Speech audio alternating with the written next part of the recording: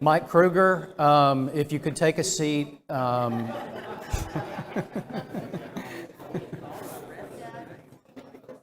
I do. I need that. No, I was passing some sympathy along to him as he was trying to get the worship going this morning. It was difficult. There was a lot of visiting going on, which is a good thing. And like he said, it's tough to break that up. We are in our last class in a study of Christians in the workplace. And we're going to kind of use this kind of as a review. And we'll touch on a couple of things that we didn't get to in a full class that may not necessarily need a lot of time. But we'll start with our goals, and I hope that we achieve these goals.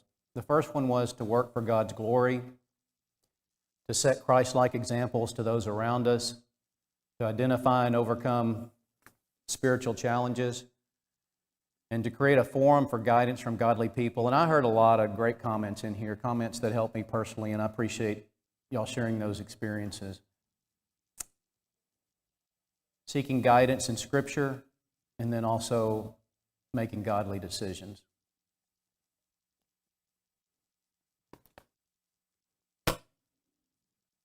Is that clicker up here? Sorry, I didn't mean to just wander off. Or maybe I did.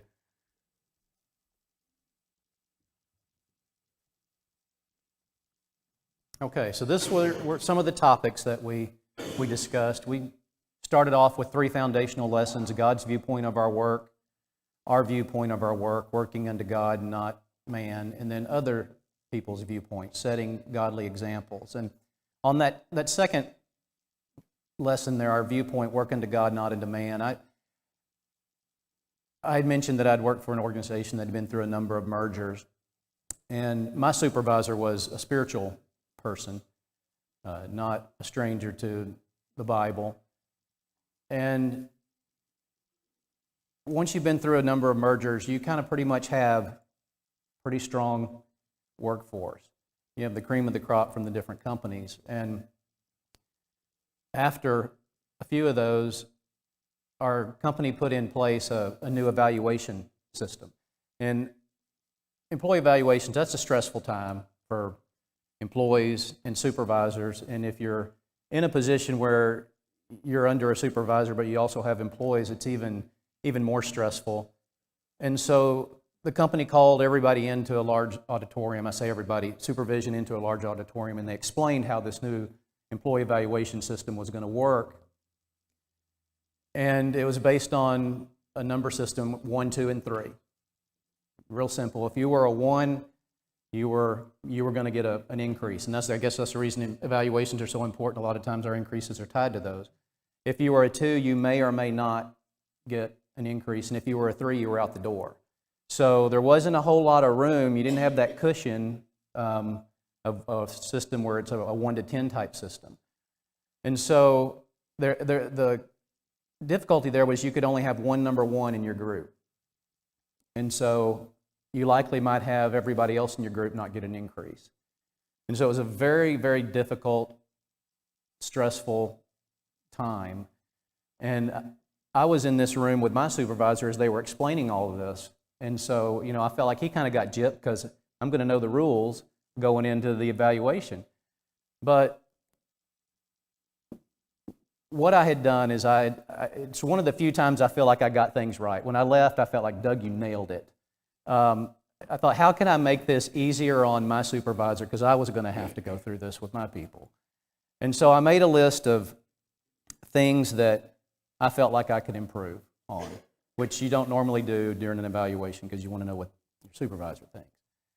And so when it was time, I went into my supervisor's office, and on his conference table there, he had a box of tissues.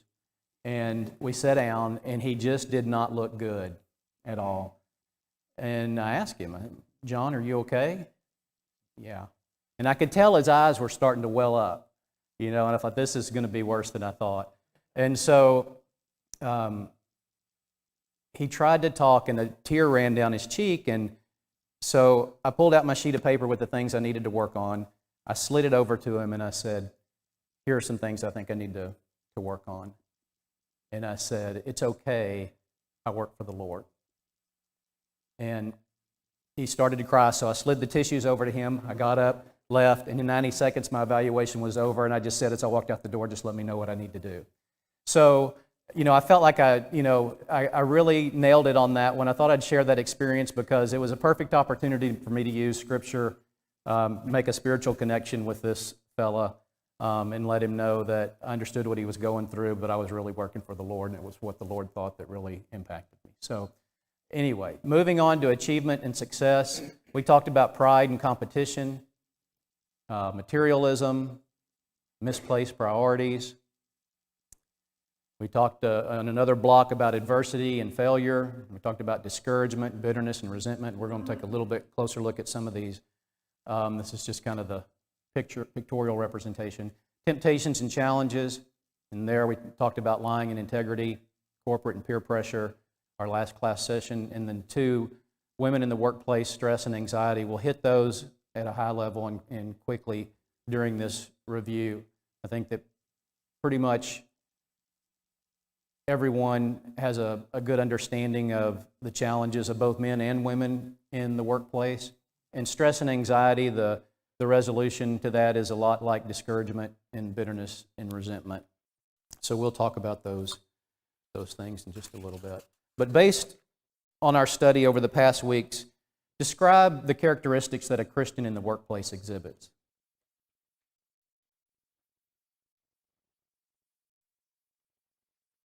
Yes, sir. Work hard. Working is an authorized work, and work hard. Exactly. Being humble. Good. He does what he says he's going to do when he says he's going to do it. I like that. When we talked about priorities, I struggle a little bit with the concept of priorities. And because priorities can change. And it's different than a value. And I used to have a fellow that worked for me, and the first thing he would say is, okay, Doug, I'll make that a priority. I'll make that a priority. And I finally just got to where, Mark, don't make it a priority, just do it. Because if you tell me it's a priority, it's not going to get done. So yeah, good point. Integrity. Integrity, absolutely, absolutely. Yes, sir. Jesus said that he would be greatest in him to be the servant of all. Be a servant in the office. Be a resource person. Try to help people. Be a servant. Try to help people who need help. If they have questions, try to answer their questions. Use your knowledge to help them do their jobs, regardless of whether they're above you or below you. And that's the true leader in the office, by the way. Yeah, I agree. And I think it was, I don't think he's here right now, but Mike Ryan made that point that being a Christian is a service work, and that should be carried forth in the workplace as well. Good comment. Honesty, integrity, absolutely. Okay, so these were included some of the things that y'all brought up. A Christian in the workplace works hard to support the family and help others, works for the Lord. And with that concept of working for the Lord, putting the Lord first, our employer is a beneficiary of that. It's kind of like a relationship or a marriage. Your spouse loving the Lord more, you're the beneficiary of that. Our children are the beneficiary of that. And that makes for a stronger relationship, not a weaker relationship. Works to set a godly example, relying upon God rather than self. And we talked a little bit about pride and how we may be overconfident and rely on ourselves rather than relying on God. We lay up treasures in heaven rather than on earth. We're focused on spiritual things. I kind of mentioned the priority value thing. Turns disappointments and discouragements into motivation. And we had a slide, not that one. Okay, well, evidently it didn't make it in there, but we focused on, what do we think of when we talk about discouragement? And they were all kind of negative things. We didn't really focus on, okay, what can we turn this into? We have this disappointment. We have this discouragement. But we did look at this pyramid, this stack that we changed it into, where, it starts with disappointment and being able to manage disappointments, and then not letting them get to the discouragement level, but if they do, turn it around before it gets into bitterness and resentment or depression or defeat, where it's very difficult to turn around. And we talked about some examples. We talked about the prodigal son when he came to himself, when he did some internal reflection. And then we talked about Asaph when he went to basically turned to the Lord and what the Lord had to say. And then we talked about Haggai and the building of the temple, the rebuilding of the temple, and how he warned the people, consider your ways, consider your ways. So number 8 up there, looks internally when confronted with bitterness, puts away falsehoods, integrity, being honest, not lying, stands firm against corporate and peer pressure. We experience peer pressure in school, and it doesn't get any better. We may become better at standing firm and resisting it, but it's still out there. And then manages stress and anxiety. And I obviously didn't finish that thought up there. So Philippians chapter 4, verse 6, and 1 Peter 5, 7. Let's just turn and look at those real quick, because that's really what needs to be said about stress and anxiety.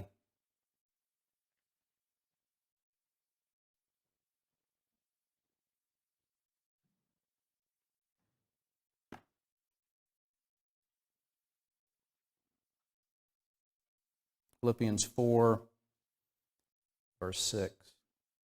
Be anxious for nothing, but in everything by prayer and supplication with thanksgiving, let your requests be made known to God.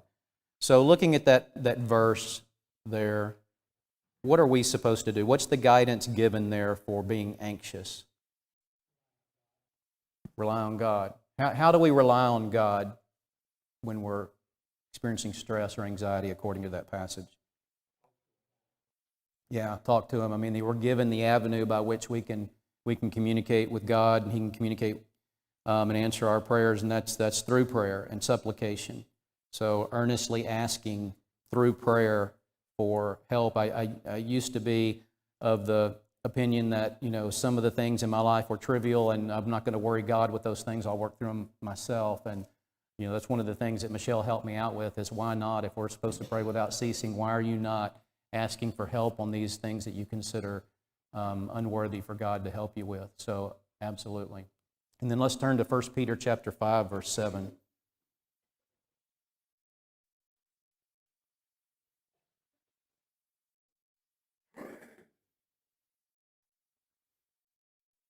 We'll start in verse 6. Therefore, humble yourselves under the mighty hand of God, that He may exalt you in due time, casting all your care upon Him, for He cares for you. So we're to cast our cares on Him, but what kind of is a condition in verse 6 that we have to demonstrate for the Lord to be willing to help us? Being a Christian, and what is a characteristic of being a Christian in this passage? Follow the pattern that God has set us so that we look like a Christian, a child of God, that one that does what He says He'll do, and one that teaches others what they must do. We have a pattern to follow, and one of those characteristics is being humble. Somebody mentioned it. In that passage it says, therefore humble yourselves. So as Harrison said, we have a pattern to follow, and a particular characteristic there is to humble yourselves under the mighty hand of God. Yes.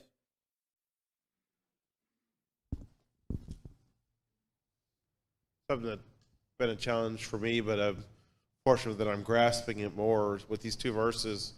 It's submitting and humbling yourself. And you mentioned, Michelle's encouragement to give you, that's something I have to work on, and those who can get it earlier in their life, is entrusting your brothers and sisters with not private matters, but that's, details of what is struggling, what you're struggling with, what you're challenging with. You'll be surprised at the physical help that could come about from somebody that you weren't expecting, but also the emotional support and or similar circumstances that they can share to help encourage you and strengthen you. So it's making yourself vulnerable. I encourage you, as it's been difficult for me, make yourself vulnerable, open yourself up, and talk with your brothers and sisters, and the responsibility of our brothers and sisters to reach out and to know us, and then collectively submitting it to God and seeking for specific answers and or strength to get through it. Yeah, thank you for that. Nobody wants to put themselves out. That's a difficult thing to do, and nobody wants to volunteer to be on the receiving end of needing help. That's also a difficult thing to do, but there's always going to be somebody that helps and somebody that needs help, and there shouldn't be any shame associated with either one of those.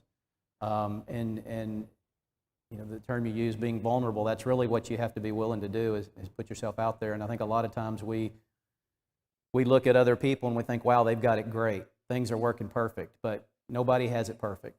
Things aren't great all the time for everybody, and everybody has challenges, and we're not going to get through this life without it. And if you haven't had yours yet, it's coming.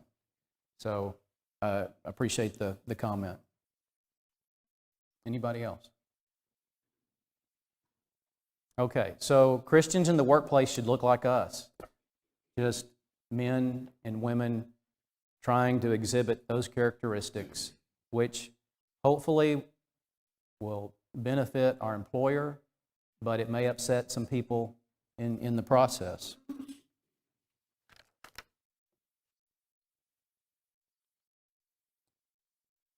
So I'm thinking that I didn't send the latest version of my slides, so let's just continue with this. What types of things cause stress and anxiety in the workplace?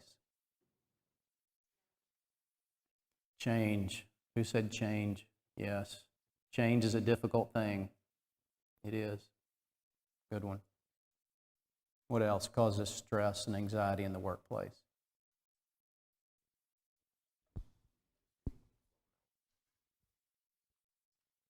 Then I'm going to have to start over.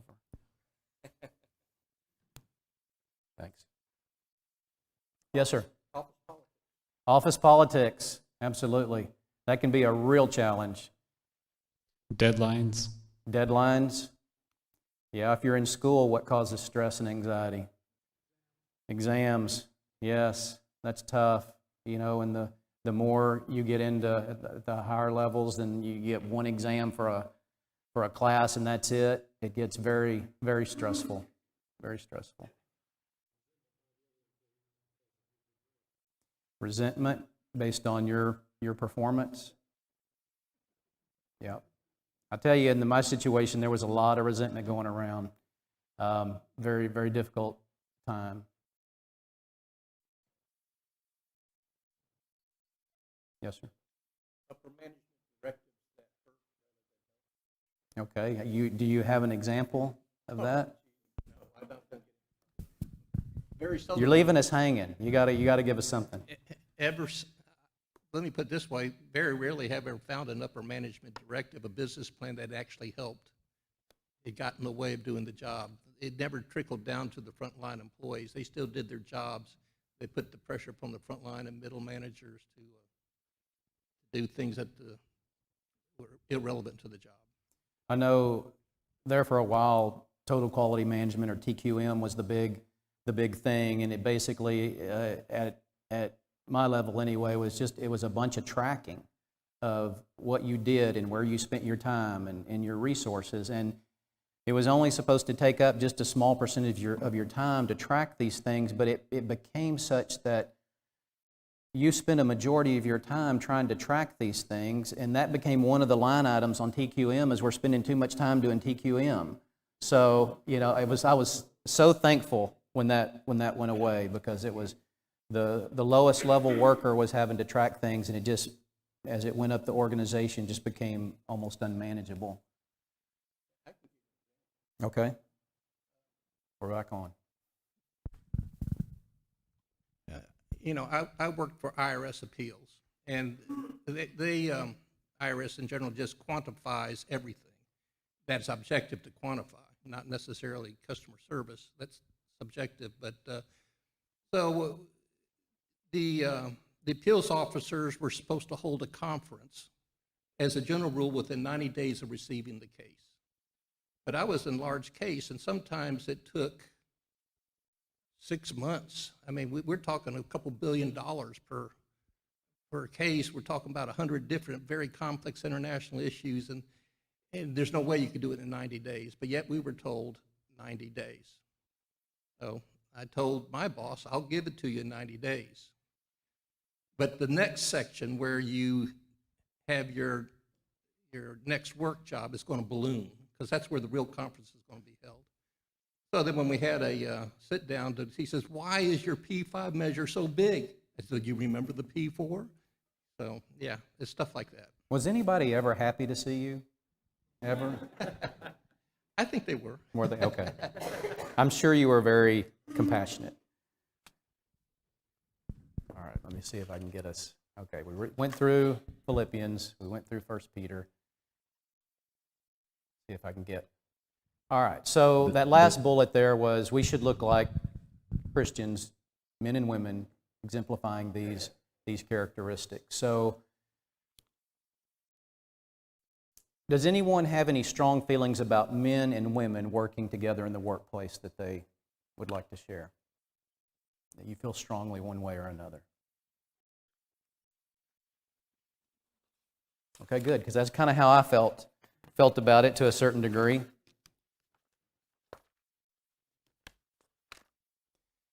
Thinking about it, I put together this slide where men and women have roles that God's given us. And some are similar, but some are different.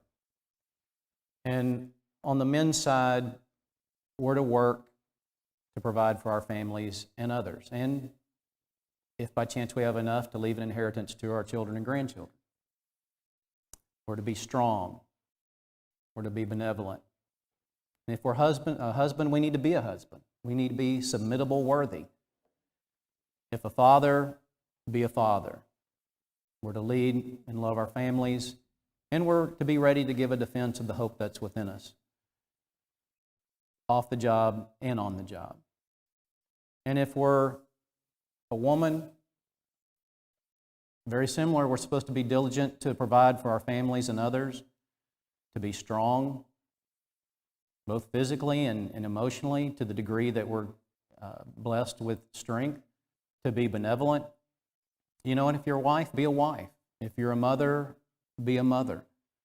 And to manage and love the family, and again, be ready to give a defense of the hope that's within them. So, what do we need to do if we're not able to meet these expectations because of the workplace, male or female?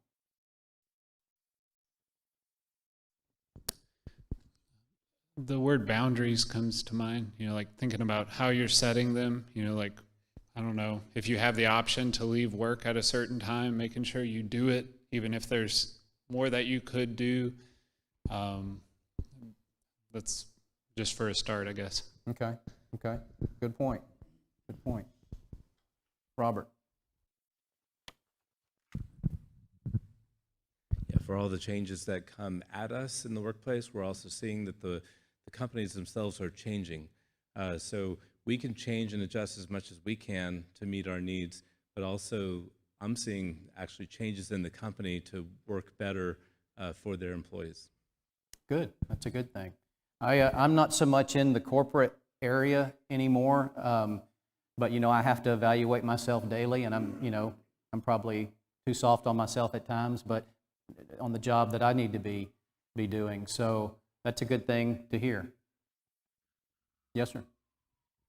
I mean, sometimes, I guess it depends on how you feel about it and what your situation is, but you could leave your workplace if it was preventing you from doing what you knew you needed to do, what the scriptures are asking you to do. In terms of, like, I guess, family stuff, if you, with your husband, your wife or your children, that's just stuff you have to look inward and think about, and look at the situation and try to make a decision, do what's best, for, anywho. Yeah, no, I think that's good. All of us should have a line that we're not willing to cross, and that's easier said than done, I know, but if something is keeping you from being the husband you need to be or the father you need to be, I can tell you, I've heard many, many times in talking to people more experienced and older than I am that they regret a lot of times continuing the job that they did because it took away from the family and the children that needed guidance, and being a leader in the family. And so, hard to do, but agree with what you said. At some point in time, it may be that being a Christian and working for this organization does not align itself with each other. And circumstances change. You can start off one way and then company changes focus and things change, your job changes, and you find yourself in a situation that you don't want to be in. Albert?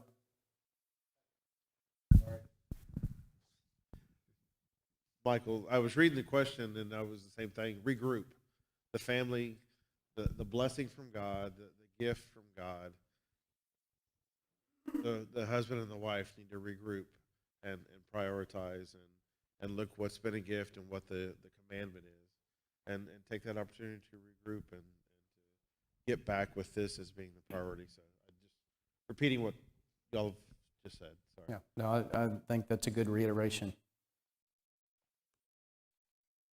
Okay, so if you had to rank what's important in this life with these 4 words, how would you rank those?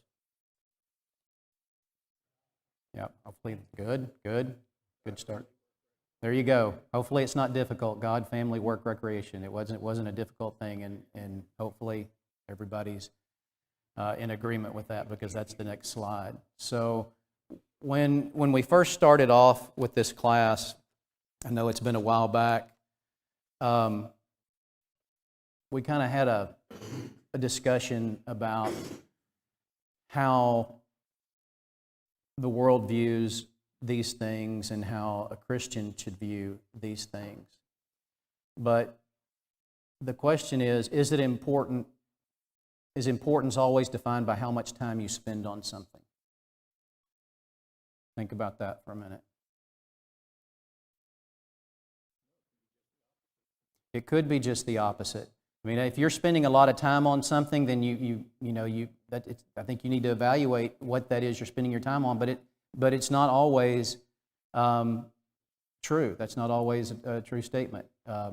If we just look at Christians in the workplace, and this was kind of a concept of some of the material where, we spend most of our time working and sleeping. And recreation and family, and maybe you could combine recreation and family if your family is part of your recreation, but just, for church, we spend a very small amount of time compared to work and sleep, and same way with our family, but that doesn't mean that those aren't important things in our life, because we all rank those with God being first. Yes, sir. I like the priority list, but the first thing that came to my mind is you're talking about the time allocated to other things besides, the implication is that God is number one, but we do a lot of time doing other things. But, being a Christian, being a child of God, pursuing righteousness, being selfless and a servant in your community and with people, how you behave, isn't something you put on and take off and you go to work and that's limiting your ability to be a child of God. Working long hours doesn't necessarily limit your ability to be a child of God. I mean, look at the farmer. It's kind of interesting how we're filtering all this data. It's very first world to be blessed with jobs which a lot of people don't have. And historically, even just, 150 years ago, our standard of living is so high. You hear it's part of modern nomenclature for people to say this job is not fulfilling to me, which can be true. And we've had, if you can leave, do it. But there's also this idea of working hard and being thankful for your job. Now, if you have the opportunity to leave, and you need to, and it's affecting your spiritual life, you should. But then there's this idea of submission and working hard and being grateful for the job you've had. Because I've known the flip side of that coin, I know a lot of guys who say, hey, this job is not fulfilling for me, I'm going to leave. And it's a dumb decision because they've got work. And it's not all about being fulfilled. But nonetheless, you can be a Christian even with a bad boss. You can be a Christian even with a tough, stressful schedule. I think about how the Bible addresses slavery, which is strange. People who don't know God call those verses out. It's not an endorsement of slavery. It's not saying slavery is good at all. The idea is that the Bible permeates all socioeconomic groups in all centuries of all time, no matter who you are, whether king or pauper or slave. And there's applicable verses on how to comport yourself to be fulfilled in this life. The truth of the matter is there are many people who have bad jobs, or there's many people who are slaves or were slaves, and there's still a path to righteousness and living in God, even if you're those people. And so, not to go too deep into the premise that we're setting here, but bad job or good job, you can be a Christian no matter how much time you allocate it to it or where you're at. Yeah, job fulfillment really is secondary. I believe there is a line spiritually that if our company challenges with that we need to make a call. I do feel firmly about that. And we talked a little bit about that under corporate and peer pressure. And maybe that's a good question to ask during an interview if you're going to a new job. What does this company stand for? I never had anybody ask me that when I represented a company. What does this company stand for? What do they support? What's important to them? Probably a good question to ask if you're a young person going into the workforce, because you may get yourself into trouble. But, point taken, the lack of fulfillment in a job, if it's a job that supports the family and supports the expectation that God has for us, not condoning just leaving a job because you're not fulfilled by any means. So good point. Good point. We do spend a lot of our time at work, and when it comes to men and women in the workplace, what is something that we have to be aware of in those regards when men or women are working together, spending a majority of their time, maybe even more so than we do our own families. I know that Alex had mentioned, people refer to people as their work husband or their work wife. They spend so much time there. So what's a cautionary thing in regards to that? Yes, sir. We got Terry over here.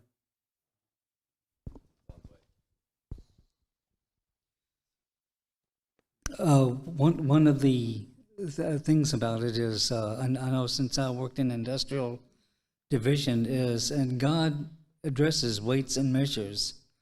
So, like one of my positions when I used to work over at the lighthouse is I would be checking bottles, and if the bottles are too light, you would set them aside and warn the others that if there are any that pass, that you may have a light bottle filled with a lot less. And I get concerned when I hear weights and measures, say like you buy a bag of potato chips and you only get half a bag. You're not getting your money's worth. That's just one element. Okay. Yeah, I am. Packages are getting bigger and the contents are getting smaller, and it's almost false marketing a lot of times because you think you're getting more than what you're paying for. Anybody have any concerns with that? The concern would be that you're spending a lot of time with people and just developing an emotional attachment or relationship with someone there at work that could develop into something that would impact your marriage, impact your family. If you've been around at all, you've seen those kind of relationships develop in the workforce. You see it in Hollywood all of the time when people are working on a movie together. So just being cautious based on the amount of time that you spend with people at work. Sometimes conversations aren't always about work, and sometimes people have problems. And as Albert alluded to, we should be confiding in, our brothers and sisters and not somebody at work about our personal relationships, because we may not be getting the spiritual guidance that we need on that. And I've seen a couple of families ruined because of relationships that developed at work that negatively impacted the family. So in regards to us and the workforce and the amount of time, that's a cautionary flag that we need to be aware of that can happen and develop. Okay, so this is really where I was trying to go with that, is that, we try to compartmentalize, okay, this is church and this is work and this is sleep and entertainment and family, but really it's this spiritual culture that we're trying to develop, that we're God-focused, spiritual-focused, and despite the amount of time that we spend on these things, it's internally, we're acting as a Christian, whether we're at work, whether we're at church, whether it's the types of recreation that we choose or types of entertainment that we choose, and how we spend time with our family. And even the peacefulness of sleep and what we dream may be impacted by how we live our lives. So spiritual culture, God-focused, is where we want to be. And that was ultimately the synopsis of where we started and where we wanted to end with this.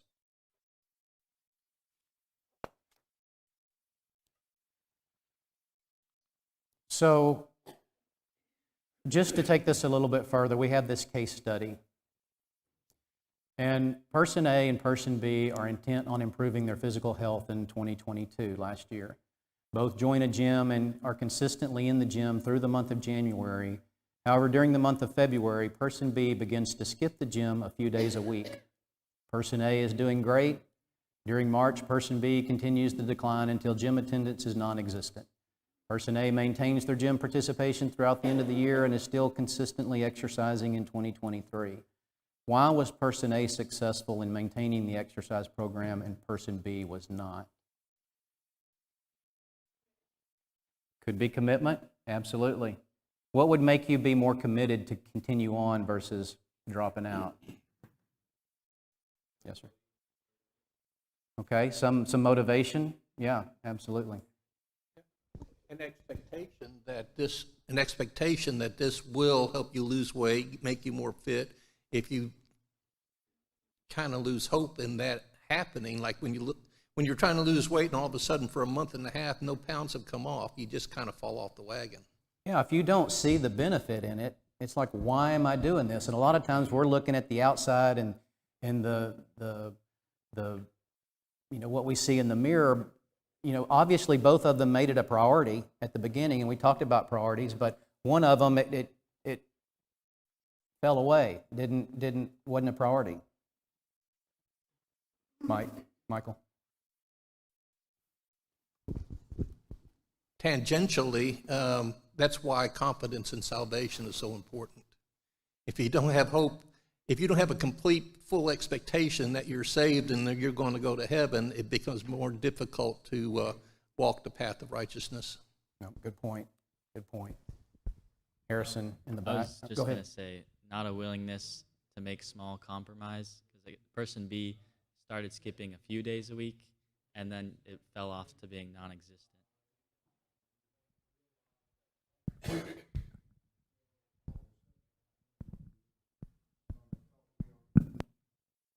Yeah, it's kind of the priority thing. You start compromising your priorities, and that's the difference between priorities, something that's a priority and something that's a value, right? Priorities change, they're easy to change. Values are much more difficult to change, and both of them started off as a priority, but only one of them turned that into a value. And values are much more ingrained in us, and they're one obviously saw the benefit of that, maybe not necessarily external, but just their internal health, and the other person didn't. And that's kind of what it gets down to. Either you see value in it or you don't, and if you don't, you're not going to do it. Yes, sir. Some of the things specific to weight loss, what was person A goal and what was person B's goal? Why were they wanting to become healthy and to lose weight? Was it they don't want to miss seeing their grandchildren, or their 25th class reunions coming up and they want to get the wow factor? So it's prioritization and goals may be an aspect of it as well. Yeah, no, well, good point, good point. What was the motivating factor behind that? And so if we're trying to incorporate this spiritual culture, we have to make spiritual things a value. And a priority is something, we talked about this when we talked about priorities, a precedence in time, order of importance, and we talked about how those can change quickly. They change daily. On Sunday, our priority may be different than our priority on Monday. And a value is a deeply held belief. And in order for us to be successful as a Christian in the workplace, we have to have spiritual values, a deeply held belief that don't change frequently and don't change easily. And if you look at just, I had the same sociology class probably that everybody else had, where you have this culture formula where it's values plus behaviors equals culture. And so if you're trying to create a spiritual culture, then you have to integrate these spiritual values. Well, how do you do that? What's easier to accomplish? Is it easier to instill a behavior in someone or a value in someone? We've all been children or we have children. What's easier to do, the behavior or the value? The behavior. Yeah, why is that?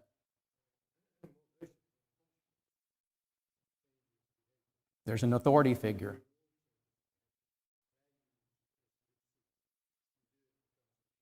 Usually takes a significant emotional event to change a value. Maybe it's the death of a person, maybe it's something, maybe it's a health issue in your life to change the way you live.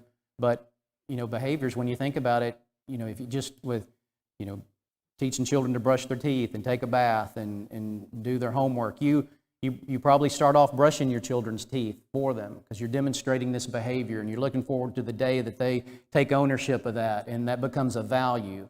What does it take to go from a behavior to a value? We all probably had our parents brush our teeth. We started brushing our teeth. Why do we brush our teeth today?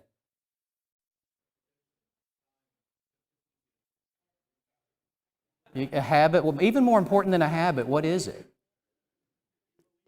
You believe in it. You believe that there are benefits in that, right? You're not, whether it's no cavities, no root canals, whatever, there's value there, and that's where you're trying to head. Is something may not be of value to us, but we can impact our behaviors. Our authority figure is not a parent, but it's who? God. God's our authority figure, and He's explained to us how to act. And are we here out of a behavior necessarily at this point? Or does gathering with the saints mean more than just the behavior aspect of it? Right, because you see value in it. We see value in pleasing the Lord, worshiping, and having these types of spiritual discussions. Okay, thank you for your comments, and we'll start with a new series of classes on Wednesday.